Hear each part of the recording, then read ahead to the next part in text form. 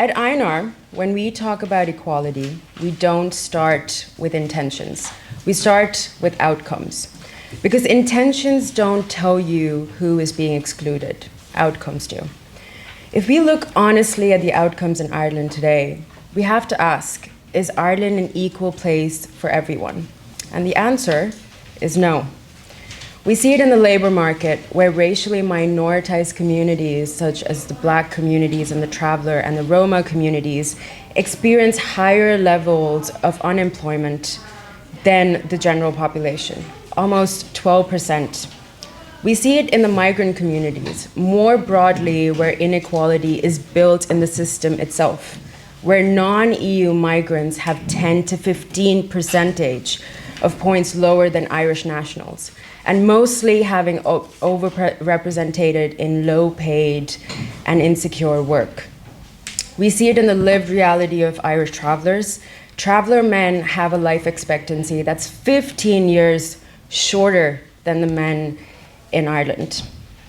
And then we see it in the traveler women, who live an average 11 years less than their settled sisters. This is not just inequality, this is structural failure. We see it in the overrepresentation of traveler women in the prison system, where they're more likely to be criminalized and imprisoned than the general population at a staggering 1,800% more. These outcomes are not because of individual behavior alone. This is a systematic disadvantage. It's poverty, it's discrimination across generations, and this is what we call systematic racism. We see it in everyday life, where traveler families are being refused access to hotels and cafes, excluded from spaces where people move freely.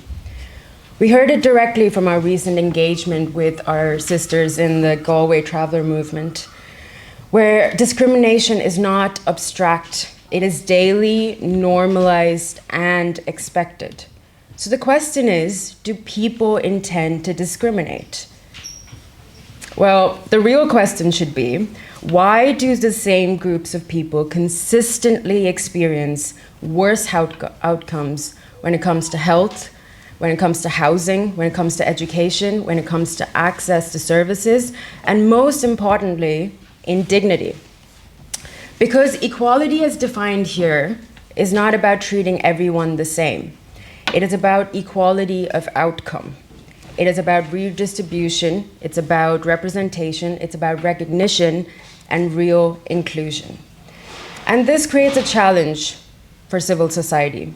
Because if we're serious about equality, we cannot just have inclusive language, we cannot just diversify our panels, we cannot just have a space where we respond to individual incidents. We must confront these systems. We must redistribute power, and we must center those who are most excluded.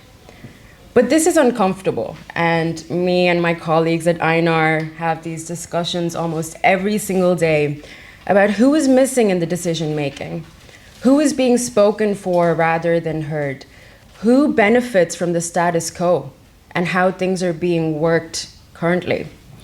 So the provocation is simple. If equality is measured by outcomes and not intentions, what does that demand of us as civil society? And are we willing to meet that demand? Most anti-racist groups will ask you, how can we make sure that every voice is heard in this room? But we ask you, who is not in this room and why? Thank you.